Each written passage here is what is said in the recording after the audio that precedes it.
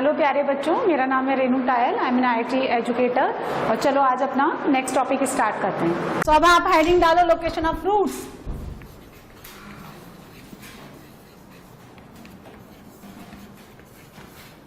तो ये आपको तब समझ में आएगा जब इससे पहले जो भी पढ़ा है वो समझ में आएगा। देखो लोकेशन ऑफ रूट्स का मतलब क्या है, रूट्स का exact location on the x axis. Roots किसका वैल्यू होता है, एक्स का, for which the y become 0। आप देखो बात को समझिए, लोकेशन ऑफ रूट्स का मतलब क्या है। जब हम किसी क्वाड्रेटिक इक्वेशन के रूट्स निकाल रहे हैं तो हमें d की वैल्यू से सिर्फ इतना सा पता चलता है कि रूट्स रियल है या इमेजनरी है, रूट्स इक्वल है या डिस्टिंक्ट है। लेकिन मुझे ये नहीं पता चलता है कि रूट्स अगर रियल है तो उसका वैल्यू 2 से बड़ा होगा या 5 से छोटा होगा, उसका वैल्यू नेगेटिव है या पॉजिटिव है। ज्यादा से ज्यादा हम ये बता सकते हैं कि रूट्स रैशनल है, इरेशनल है, रियल है या इमेजनरी है। रैशनल में हम ये नहीं बता सकते कि रूट्स पॉजिटिव रैशनल है, नेगेटिव रैशनल है, या रूट्स 2 से 5 के बीच में आएंगे या फिर 10 से बड़े होंगे या किससे छोटे होंगे। हम लोग उनका एग्जैक्ट प्लॉटिंग नहीं बता सकते। अच्छा, अब इसमें बात समझिए, रूट्स जो है ना वो x की वैल्यू होती है और roots are plotted on the x axis. तो हम जो भी बात करेंगे वो x एक्सिस के रेस्पेक्ट में करेंगे। रूट्स किसके निकलते हैं, इक्वेशन के। ग्राफ किसका प्लॉट होता है, एक्सप्रेशन का, यानी y इक्वल टू fx का ग्राफ प्लॉट होता है और रूट्स निकलते हैं इक्वेशन के। जब हम रूट्स निकालते हैं तो उसमें y का कोई रोल नहीं है। The value of x for which y become 0 is called the roots. यही होता है ना, value of x for which y become 0। जैसे हमने एक क्वाड्रेटिक एक्सप्रेशन कंसिडर किया, y equals to ax square plus bx plus c, where a b c belongs to real number and a not equal to 0। तो इसके कोई roots वगैरह नहीं है, ये सिर्फ इसका हम ग्राफ बनाएंगे, ठीक है। अब क्या है, जब हमें इक्वेशन कंसीडर करना है, क्वाड्रेटिक इक्वेशन, तो क्वाड्रेटिक इक्वेशन होने के लिए क्या करेंगे हम लोग, y को 0 एक फिक्स वैल्यू डाल देंगे, तो it becomes ax square plus bx plus c equal to 0। आई बात समझ में, आ गई बात समझ में। इनइक्वलिटी नहीं है ये, ना कोई y इक्वल टू fx है, इक्वेशन है। अच्छा, रूट्स जो हैं हम x एक्सिस पे लेंगे तो x एक्सिस पे इमेजिनरी रूट्स और प्लॉट नहीं होते, x एक्सिस पे ओनली कैसे रूट्स प्लॉट होते हैं, रियल, है ना। हम क्या करेंगे, सुनो, यदि मैं इसका ग्राफ बनाऊं, y equal to ax square bx plus c का ग्राफ ड्रॉ करूं, तो इसपे ना 6 पॉसिबिलिटी आती है। There are 6 possibility for the graphs, 3 possibility for the a greater than 0 and 3 possibility for the a less than. 6 graph हो गए, 6 graph हो गए। अभी हम क्या करेंगे, चूंकि ये इक्वेशन है तो a से डिवाइड करें, कोई इनइक्वलिटी तो है नहीं, तो a से डिवाइड करने पर मैंने इसको बना लिया x square plus b by A x plus c by a equal to 0। और फिर हम अब इसको नया फंक्शन मान लेते हैं, let f of x is equal to X square plus b by A x plus c by A. और जब इक्वेशन की बात होगी तो हम consider the right hand side 0 और when the we draw the graph of the expression तो हम इसको fx इक्वल टू करके रखेंगे, है ना। जब ग्राफ ड्रॉ करेंगे तो fx इक्वल टू रखेंगे और जब इक्वेशन की बात करेंगे तो इक्वल टू 0 रखेंगे, ठीक है। अब सुनो, ऐसा करने का क्या फायदा हुआ, वो जो 6 ग्राफ बन रहे थे ना 6, उसमें 3 भाग गए, क्योंकि एक्स स्क्वायर का कोफिशिएंट मैंने पॉजिटिव बना लिया। देखो इसमें क्या होता है, लोकेशन ऑफ रूट्स में हम लोग ये डिसाइड करते हैं कि एग्जैक्ट रूट्स की प्लॉटिंग कहाँ होंगी। उसके लिए हम लोगों को कंडीशन चाहिए एंड कंडीशन जो है ना डिपेंड वेरी करती है क्वेश्चन टू क्वेश्चन। तो उसके लिए हम पहले ग्राफ ड्रॉ करते हैं और उस ग्राफ को बनाने के लिए जो कंडीशन रिक्वायर्ड है उस ग्राफ को देख करके हम लोग ड्रॉ निकालते हैं। तो वो थोड़ा सा ट्रिकी हो जाता है, इसलिए जितने कम से कम आप ग्राफ बनाएंगे ना उतना आपको समझ में आएगा। तो मैंने 3 ग्राफ इसके लिए हटा दिए, कौन से, for the a less than 0। अब सुनो, मैं एक और हटा दूंगी, एक और कौन सा, जिसके लिए d लेस देन 0 आता है। यदि मैं इसका ग्राफ ड्रॉ करूं तो इसका ग्राफ देखो ऐसा बनेगा, इस तरह से, है ना। ये जब टच करें, है ना, और इस केस में कैसा, ऐसा। इसमें तो रूट्स ही नहीं आते। ये कौन सा वाला केस है, no real roots, d less than 0, no roots are real. और जो रियल नहीं होते ना, इमेजनरी आयोटा के फॉर्म में होते हैं, so iota can not be plotted on the number line. Number system जो है ना 4th, 5th, 6th क्लास से स्टार्ट हो जाते हैं। कभी भी नंबर लाइन पे मैंने तो नहीं देखा, भाई इतना साल हो गए मैथ्स पढ़ाते हो, यहाँ 0 है और यहाँ डाल रखा है 1 प्लस आयोटा, है ना। यहाँ डाल रखा है आयोटा बाई 2, यहाँ डाल रखा है अंडर रूट आयोटा। भैया किसी ने देखा हो तो बता देना, है ना। तो फिलहाल तो नहीं देखा तो इसको भगा दो। तो नंबर लाइन पे लोकेशन ऑफ रूट्स का मतलब रूट्स को हम प्लॉट करेंगे on the x axis and the imaginary roots can not be plotted on the x axis, so they will be 6 graphs और उसमें से हमने 4 भगा दिए, ये 2 ही बचे हैं, है ना। अब 6 में से 2 तो बढ़िया है, जैसे 4 ऑप्शन आईआईटी में देते, आईआईटी वाले देते हैं, 4 में से 2 हटा दे तो 2 ऑप्शन तो बढ़िया है ना। ज्यादा फट्टे में आ सकते हैं हम, क्या काम उसी पे करते हैं ना एक्चुअली, इसलिए। और सुनो, इसका क्या है, d ग्रेटर देन 0, इसका क्या d इक्वल टू 0। अब मेरी बात सुनो, having the d greater than 0 कब लगता है, when you have 2 real and the distinct roots, alpha and beta let कर ले। इतने पोर्शन में आपका y पॉजिटिव है, इतने पोर्शन में y नेगेटिव है, इतने पोर्शन में y यहाँ पे y पॉजिटिव है और इतने पोर्शन में y नेगेटिव है। यहाँ y कभी भी नेगेटिव नहीं होता, y always greater than equal to 0। y के बारे में अब इसके बाद हम बात नहीं करेंगे क्योंकि हम इक्वेशन ले रहे हैं। तो इक्वेशन जो होती है ना, उसमें y जो होता है ना, वो हमेशा क्या होता है, 0। और आप पूरे बोर्ड पे देखेंगे मैं कहीं पे भी y एक्सिस ड्रॉ ही नहीं करूंगी, जिस चीज की जरूरत ही नहीं है, क्योंकि टॉपिक ऑलरेडी थोड़ा सा लेंथी टफ होता है। तो हम लोग क्या है, अननेसेसरी क्यों डेटा इसमें इंट्रोड्यूस करें। 6 में से 4 ग्राफ आपने हटा दिए, 2 ग्राफ है, d greater than 0, d equal to 0। जब रियल डिस्टिंक्ट बोले तो ये लगा लेना, जब रियल इक्वल बोले तो ये लगा लेना, बाकी 4 के बारे में सोचना नहीं है। जब भी आप x के बारे में बात करते हैं, y आपका हमेशा 0 होता है, y हमेशा 0 फिक्स है, आपको y एक्सिस ड्रॉ नहीं करनी। रूट्स कहाँ प्लॉट होते हैं, नंबर लाइन पे, इसलिए नंबर लाइन कौन, x एक्सिस, y एक्सिस पे रूट्स के बारे में कोई बात नहीं करनी, तो y एक्सिस हम ड्रॉ भी नहीं करेंगे। ड्रॉ करेंगे तो आप अपने आप को कंफ्यूज ही करेंगे और कोई फायदा मिलने वाला नहीं है, ठीक है। अब क्या है, let k belongs to real number lies on x axis. k कोई x एक्सिस पे लाई करने वाला रियल पैरामीटर है ना। पहला कंडीशन है ना, when both roots are greater than k, जब दोनों रूट्स k से बड़े हों, इसने ये कहा जब दोनों रूट्स k से बड़े, and k lies on which axis, x axis. y axis के बारे में ना सोचना है ना ड्रॉ करना है, कुछ भी नहीं। ये बनाई हमने x एक्सिस, इक्वेशन है, एक्सप्रेशन का ग्राफ बनाना है, लेकिन बात हमें कहां पे करनी है, सिर्फ इन 2 वैल्यूज के बारे में। अब अगर मैं देखो x एक्सिस पे ऐसे बना दूं, यूं और यूं, तो फिर आपको क्या समझ आएगा ना। तो ग्राफ तो बनेगा पूरा ही, लेकिन रूट्स किसके निकलेंगे, इक्वेशन के। तो भैया ये कह रहा है दोनों केसेस बना दो, 2 ही तो हैं आपके पास। कितने केसेस बने हैं ग्राफ के, 2 बना, दोनों बना दो इस तरह से, या तो ऐसे या फिर टच वाला केस ऐसा। ये कौन है, x एक्सिस, इसके यहाँ रूट्स अल्फा बीटा और यहाँ पे दोनों रूट्स इक्वल है, अल्फा इक्वल्स टू बीटा। तो ये दोनों रूट्स ना k से बड़े होने चाहिए। तो k कहाँ आना चाहिए x एक्सिस के ऊपर, टू द लेफ्ट साइड, यहां पे आना चाहिए k। जैसे कोई वैल्यू जो है 2 से छोटा हो तो कहां आएगा, 2 के लेफ्ट में। इसका मतलब ये दोनों वैल्यू, ये दोनों रूट्स की वैल्यू k से बड़ी है, या ऐसा कह दो रिवर्स में कि k का वैल्यू अल्फा बीटा से कम है। So lies left side of alpha beta. बताओ, देखो मैं आगे तभी बढ़ूं जब आपको ये सारी बात समझ में आ गई। तो 2 मैंने a से डिवाइड किया, है ना, a से क्यों डिवाइड किया, ताकि मैं 3 ग्राफ हटा दूं। फिर कौन सा ग्राफ मैंने d लेस देन 0 वाला क्यों हटाया, रूट्स और सॉल्यूशन में क्या डिफरेंस होता है। अगर आपको वो सॉल्यूशन बोले तो फिर ये वाला केस नहीं लेते, फिर ये भी भाग जाएगा, क्योंकि सॉल्यूशन क्या होती है, डिस्टिंक्ट वैल्यूज, और ये आपको इक्वल देता है, ठीक है। चलो अब सुनो, ऐसा ग्राफ बनने के लिए, ऐसा ग्राफ बने, इस ग्राफ को देखना है, अब आपको कंडीशन लिखना है। ऐसा ग्राफ बनने के लिए सबसे पहले दिमाग में क्या आता है, d ग्रेटर देन और इक्वल टू 0, ये फर्स्ट कंडीशन, ठीक है। बात समझ में आ गई।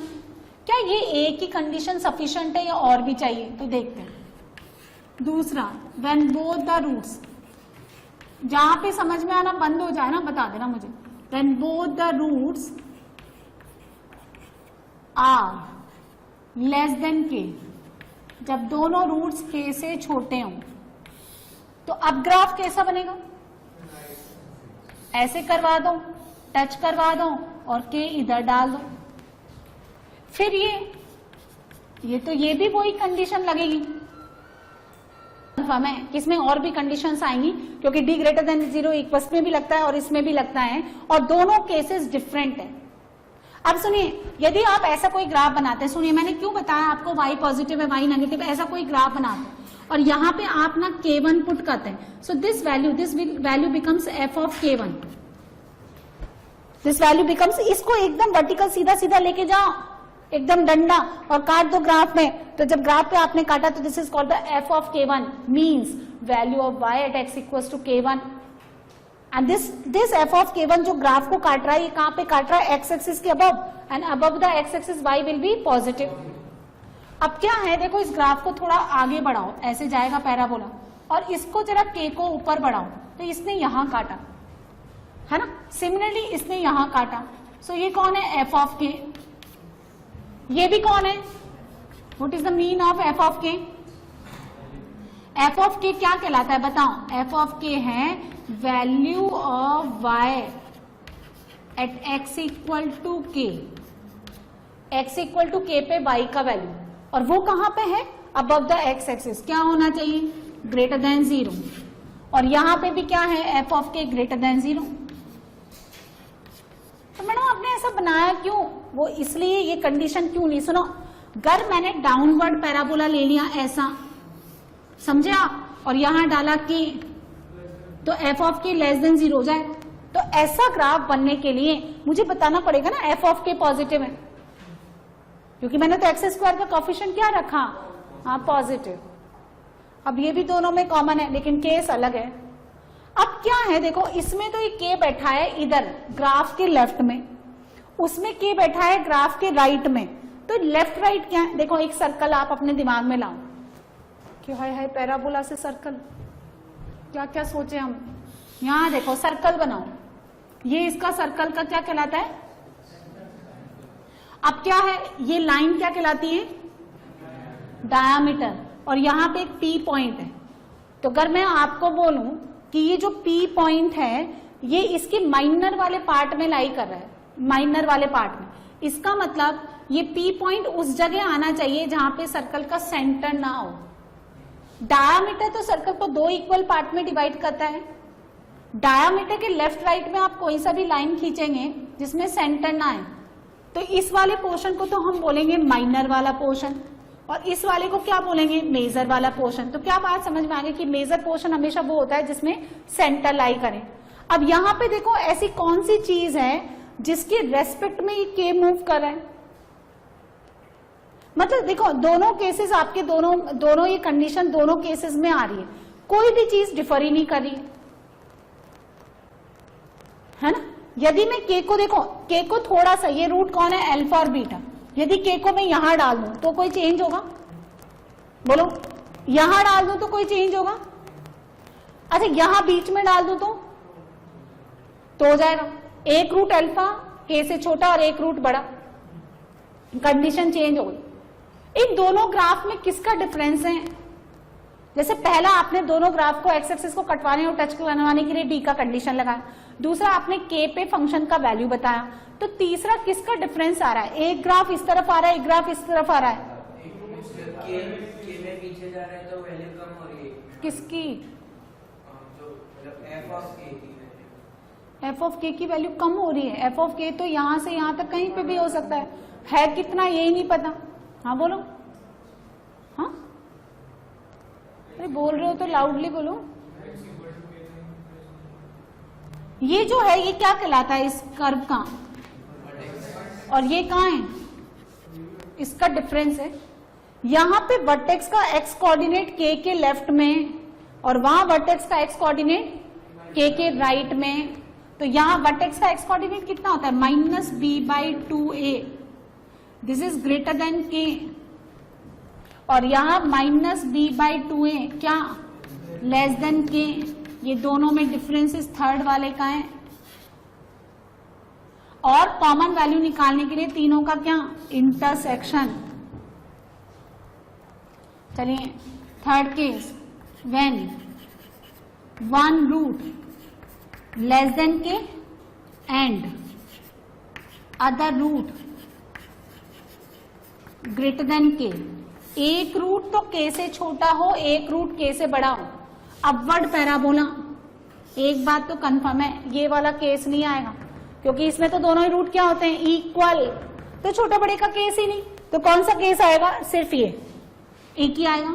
कितने ग्राफ थे आपके पास, 6 से कितने बनाए, 4, 4 से एक भी भाग गया। अब मैंने आपको कहा था कि जब भी हम रूट से डिस्टिंक्ट कंसीडर करेंगे तो d=0 वाला केस भी रिमूव हो जाएगा आपका, सिर्फ एक ही ग्राफ बनेगा, है ना। तो k कहाँ आएगा, हाँ देखो ये 12th में लोकेशन ऑफ रूट्स है ना, 12th के कंसेप्ट में आता है। एक एप्लीकेशन ऑफ डेरिवेटिव करके चैप्टर आता है ना, इंक्लूडिंग द 3 चैप्टर, 3 चैप्टर में एक साथ पढ़ाते हैं, उसमें इसका कंसेप्ट लगता है, मेजर पार्ट में कंसिडर होता है ये। और कभी कभार जेईई एडवांस में भी इसके क्वेश्चन आते हैं, और इसके बेसिस पे एक और टॉपिक पढ़ाते हैं सूडो क्वाड्रेटिक, वो तभी समझ में आएगा जब ये समझ में आएगा। चीजों को समझने की कोशिश करें, रटने की जरूरत नहीं।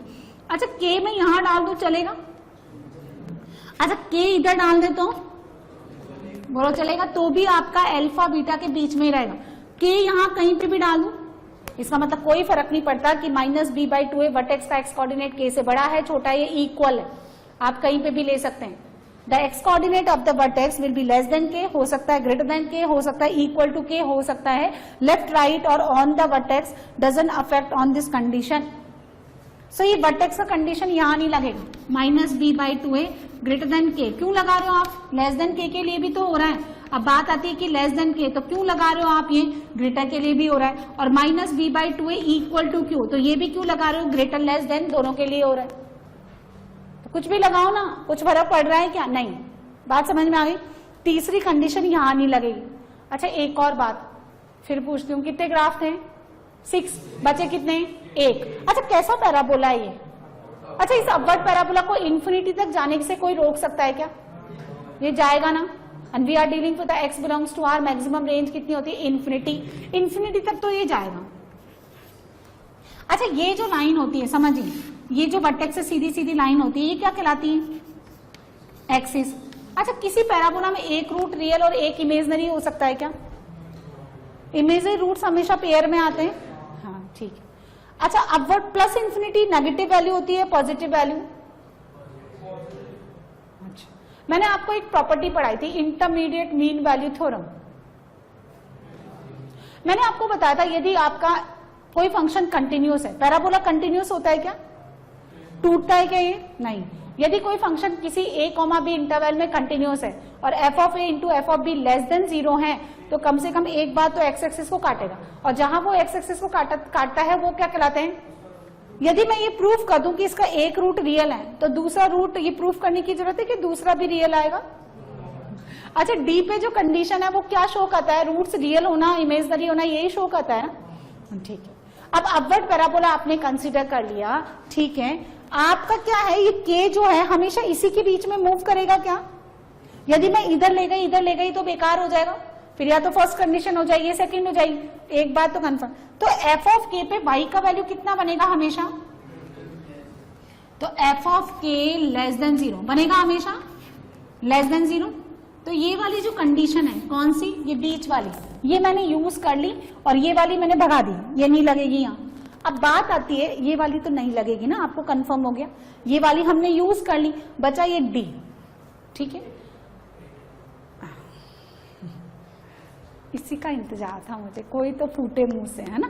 तो d ग्रेटर देन 0, किस खुशी में, जब आप ये कह रहे हैं, सुनो, जब आप कह रहे हैं कि अपवर्ड पैराबोला प्लस इंफिनिटी जाएगा, और मैं ये कह रही हूं कि k पे y का वैल्यू नेगेटिव है, और आपको पता है कि नेगेटिव से पॉजिटिव तक जाने के लिए बीच में कौन आता है, और जैसे ये नेगेटिव से पॉजिटिव गया, इसने एक्स एक्सिस को क्या किया, कट किया, तो वो उसका क्या हो गया, रूट। यदि इधर इसने कट किया तो उधर भी क्या करना पड़ेगा, कट करना पड़ेगा। तो d ग्रेटर देन 0 लगाने की जरूरत है क्या, वो इसके अंदर हाँ आ गई। जैसे आप ऐसे लिखते हैं -2 से लेकर 4, तो फिर आप ऐसे लिखते हो कि यूनियन 0, यूनियन 1, यूनियन 2.2, अरे लिखते हो क्या, बताओ क्यों, क्योंकि वो इसमें ऑलरेडी इंक्लूडेड है। तो f of k less than 0 for the upward parabola already included है है ना। तो ये अब सुनो मेरी बात, ये जो आप है ना इससे डिवाइड करते हो ना, बहुत सारे टीचर्स इसको इस मेथड से नहीं बताते, तो वो केस को इतना कॉम्प्लिकेटेड कर देते हैं कि बच्चा पहले तो इसी में कंफ्यूज हो जाता है कि कब मैं अपवर्ड बनाऊं और कब मैं डाउनवर्ड बनाऊं।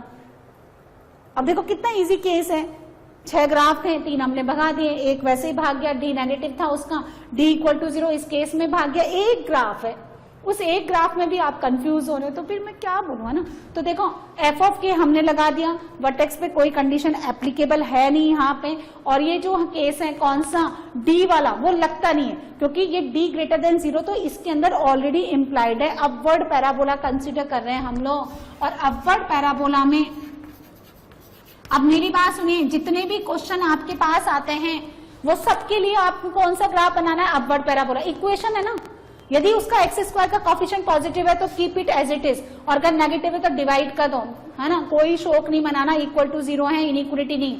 अब सुनो, जब आप अपवर्ड पैराबोला में किसी भी एक्स की एक वैल्यू पे वाई को नेगेटिव प्रूफ कर देते हो, किसी भी x की एक वैल्यू पे y को अगर आपने नेगेटिव प्रूफ कर दिया और आप कंसीडर करें अपवर्ड पैराबोला, तो फिर आपको वर्टेक्स और इस d पे बाउंडेशन लगाने की जरूरत नहीं है।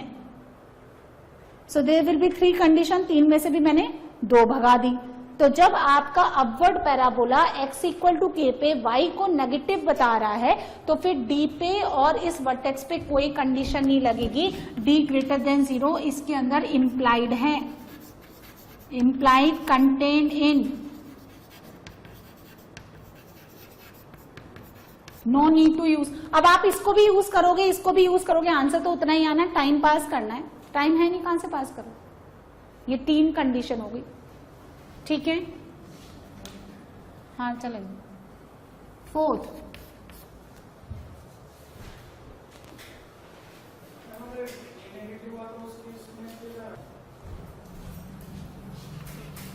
when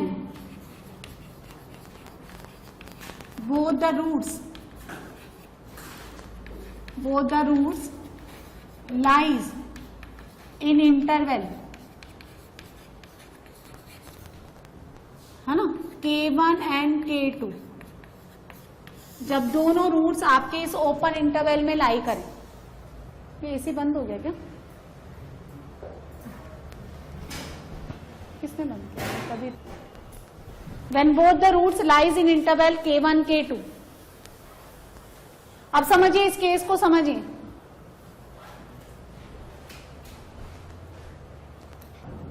अब सुनो, दोनों रूट्स आपके इस इंटरवल में आने चाहिए। जैसे मान लो अल्फा बीटा 2 to 5 के बीच में आए, एक रूट आपका 3 है, एक रूट आपका 4 है, तो 2 से 5 के बीच में आ रहा है ना। एक रूट आपका 3.5 है, एक रूट आपका 4.9 है, तो 2 से 5 के बीच में आ रहा है ना। ऐसा ही जब दोनों रूट्स इस इंटरवल में लाई करें, पैराबोला फिर कैसा बनाना है, अपवर्ड। ये वाला दूसरा वाला केस भी हम इसी में ले लेते हैं, 2-2 नहीं बनाते, ये भी यही बना लो। अब आप K1 और K2 को कहां डालेंगे, ये अल्फा है, ये बीटा है, K1 कहां डालेंगे, यहां पे, और K2 कहां डालेंगे, यहां पे। सो दोनों रूट्स K1 और K2 के बीच में आ रहे नहीं आ रहे। इसने ये नहीं बोला कि रूट्स इक्वल होने चाहिए, डिस्टिंक्ट होने चाहिए, रूट्स कैसे ही हो लेकिन इस इंटरवल में आने चाहिए। अच्छा, ये वाला जो केस है इसमें भी रूट्स इक्वल है, पर आ तो इसी रेंज में रहे ना। अब क्या किसी भी x की वैल्यू पे y नेगेटिव आ रहा है क्या, नहीं, इसलिए d पे कंडीशन लगेगा, d greater than equal to 0। f of K1 क्या आएगा, एंड f ऑफ K2 भी क्या आएगा, ग्रेटर देन 0। और प्लीज इनको ऐसे मत लिख देना, f of K1 into f of K2 greater than 0। Positive into positive positive नहीं, क्योंकि नेगेटिव इंटू नेगेटिव भी क्या बनते हैं, हाँ, वो केस नहीं है यहाँ, इसलिए इनको मल्टीप्लाई करके मत चिपका देना, ठीक है। ये पहला केस, ये दूसरा केस, ये तीसरा केस, और 4th वर्टेक्स का x कोऑर्डिनेट -b/2 है, K1 से किसके बीच में रहेगा, K2, और कॉमन वैल्यू निकालने के लिए 1, 2, 3 एंड 4, चारों का क्या, इंटरसेक्शन। अब मैंने समझ आया, अब मैंने लिखा, देखो यदि यही इंटरवल क्लोज हो जाए तो x belongs to K1 close K2, अब ग्राफ कैसा बनेगा, ऐसा, इक्वल टू के लिए ऐसा। अब K1 कहां डालू, यहां पे भी हो सकता है। K2 कहां डालू, यहां, और यहां पे भी हो सकता है। देखो वहां ओपन इंटरवल है, आप इसका मतलब समझिए। ओपन इंटरवल में जैसे 2 to 5 है, तो 2 और 5 इंक्लूडेड है क्या इसमें, तो थोड़ा सा आगे जाना पड़ेगा ना। अब सपोज अगर मैंने यहाँ 2 डाल दिया तो 2 तो इंक्लूडेड है ही नहीं, थोड़ा सा आगे जाने के चक्कर में यहाँ से अल्फा छूट जाएगा। यहाँ पे मैंने 5 डाल दिया तो 5 इंक्लूडेड ही नहीं है, थोड़ा सा पीछे जाना पड़ेगा, पीछे आने पर बीटा वहीं छूट जाएगा। अब आपने क्लोज कर दिया तो इसका मतलब K1 और K2 इंक्लूडेड है। आप यहाँ डालोगे तो भी रूट्स इसी इंटरवल में आ रहे हैं, आप यहाँ K2 ले रहे हैं तो भी रूट्स उसी इंटरवल में आ रहे हैं, आप पीछे डाल दोगे इनको तो भी रूट्स उसी इंटरवल में आ रहे हैं। तो क्या डिफरेंस आएगा, b greater than equal to 0, f of K1 बोलो ग्रेटर देन और इक्वल टू 0, और f ऑफ K2, और वर्टेक्स का जो x कोऑर्डिनेट है -b/2 है, वो किससे किसके बीच में, चारों का क्या, ठीक है। उसके बाद ये 5th condition, when only one root lies in interval K1, K2, सिर्फ एक ही रूट इस इंटरवल में लाई कर। तो अब केस कैसा बनेगा समझिए,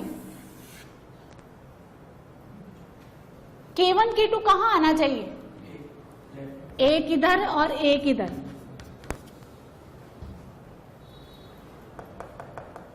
अरे देखो ग्राफ देखो ना, ग्राफ सही है या गलत है ये देखो पहले आप। तो एक रूट ही आया ना K1 और K2 के बीच में। अच्छा ऐसा भी बना सकती हूँ ना मैं, यहां K1 और यहां K2।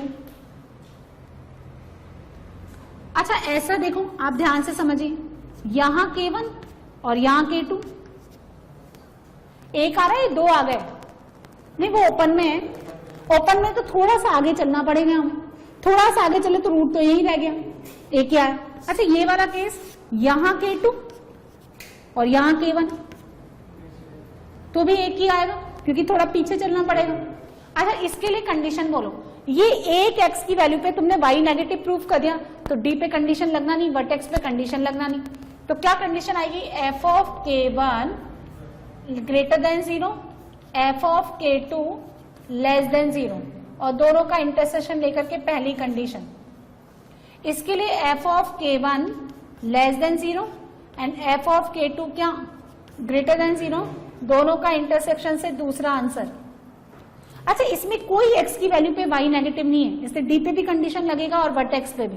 चलो बोलो d क्या होना चाहिए, f ऑफ K1 कितना होना चाहिए, इक्वल टू 0, क्योंकि x एक्सिस पे y कोऑर्डिनेट 0।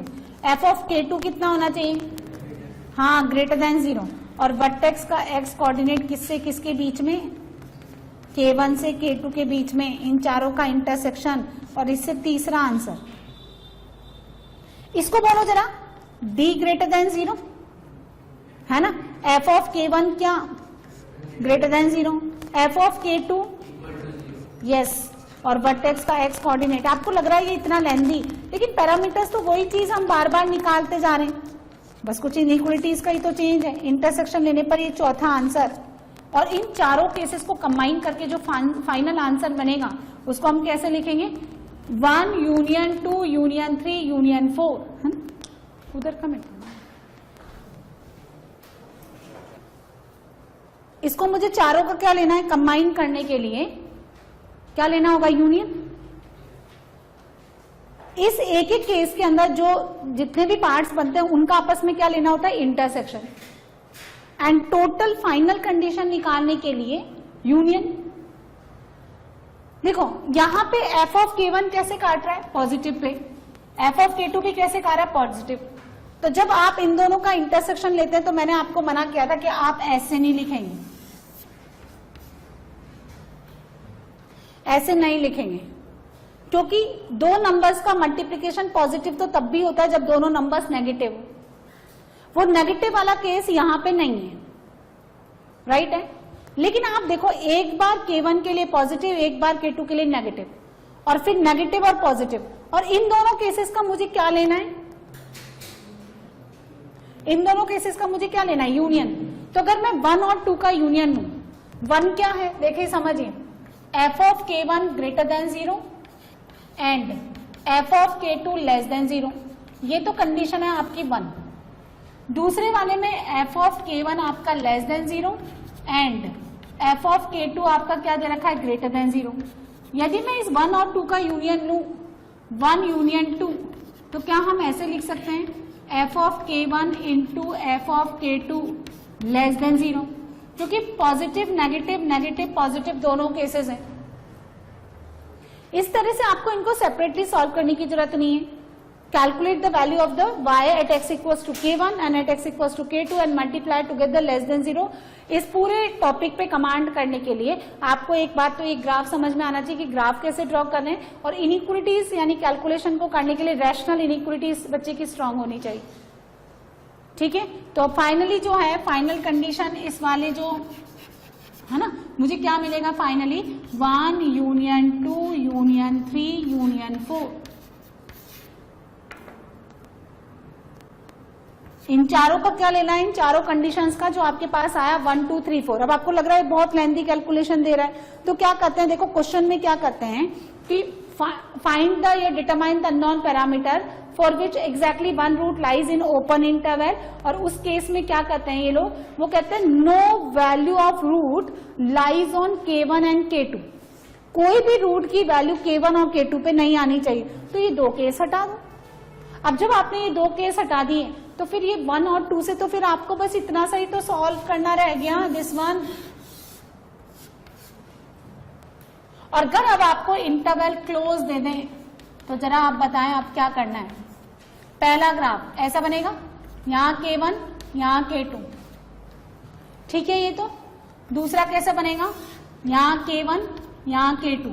अब आप मुझे बताएं तीसरा कैसा बनेगा। तीसरा मैंने ये बताया ना, k1 और यहाँ k2, क्या ये बनेगा, नहीं। अब दोनों रूट इस इंटरवल के अंदर आ गए। ये कंडीशन तो पता है मैंने कहाँ ली थी, ये रही, देखो इससे जस्ट पहले जो है 4th नंबर का है ना, कौन सा केस, ये रहा। जब क्लोज लिया था तो मैंने यहां पे रूट्स लिए थे। तो अब तो देखो k1 क्या है, k1 इस इंटरवल के अंदर है या नहीं, तो ये रूट इसके अंदर आ गया, और दूसरा तो आ ही रहा है, इसलिए ये केस नहीं आएगा। अच्छा, फिर ये वाला, यहां k2 और यहां k1, अब ये आएगा क्या, नहीं। तो इन दोनों से क्या आ जाएगा, यूनियन लेकर के f of k1 into F of k2 क्या लेस देन 0। सो ये बेसिकली 5 कंडीशंस होती है when the one root less than k, when the both the roots, पहली कंडीशन क्या थी, both the roots greater than k, है ना। अब जैसे मैं आपको बोलूं कि किसी भी क्वाड्रेटिक इक्वेशन के दोनों रूट्स पॉजिटिव हैं, तो k का वैल्यू क्या होगा। किसी भी क्वाड्रेटिक इक्वेशन के दोनों रूट्स पॉजिटिव है तो k का वैल्यू क्या लेंगे आप, यानी किससे बड़ा होने पर नंबर पॉजिटिव हो जाते हैं, 0।